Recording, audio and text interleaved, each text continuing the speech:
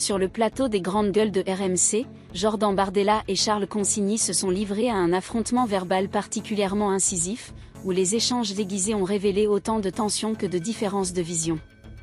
Cet échange, marqué par des piques personnelles et des allusions à peine voilées, a progressivement vu la posture assurée de Consigny vaciller sous les répliques cinglantes de Bardella.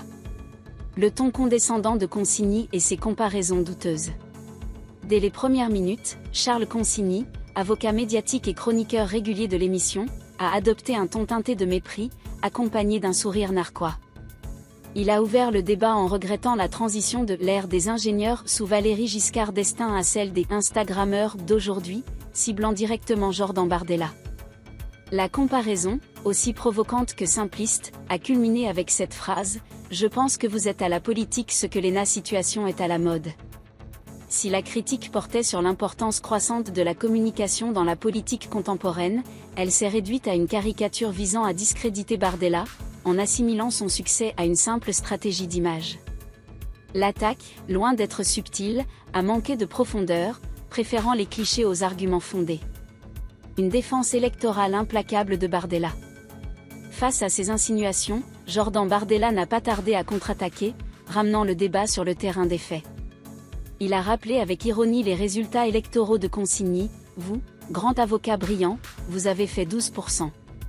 Vous avez terminé 4e et vous vous êtes fait sortir. » Contrastant avec ses propres succès 32% des voix aux européennes et 11 millions de suffrages aux législatives, Bardella a souligné sa légitimité politique, affirmée par le soutien populaire.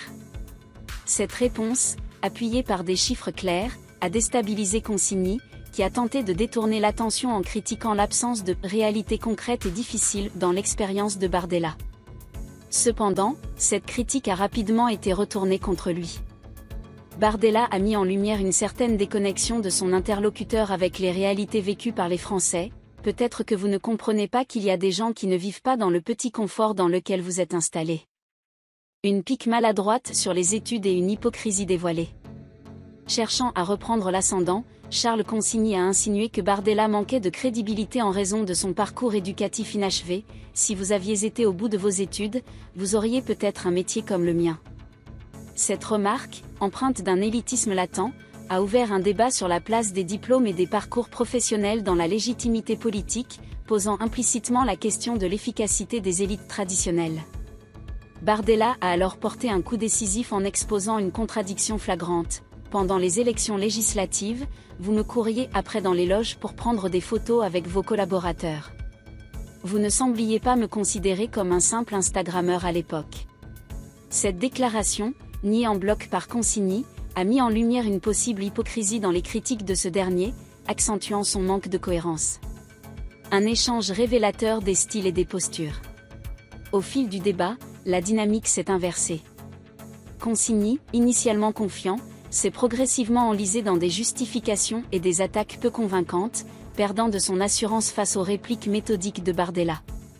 Les critiques élitistes, les comparaisons hasardeuses et les tentatives de discréditer son adversaire ont manqué leur cible, laissant transparaître une suffisance mal perçue. De son côté, Jordan Bardella a su exploiter ces provocations pour affirmer son positionnement politique. En insistant sur ses succès électoraux et en réaffirmant sa proximité avec les préoccupations des Français, il a rappelé que sa légitimité découle des urnes, non des jugements de ses détracteurs médiatiques. Les juges ne sont ni les journalistes ni les observateurs de plateaux télé, mais les Français eux-mêmes, a-t-il conclu, en guise de leçon adressée à son interlocuteur. Ce face-à-face, bien qu'animé, a davantage illustré le contraste entre une posture professorale et une stratégie de communication politique bien rodée, consolidant un peu plus la stature de Bardella sur la scène médiatique.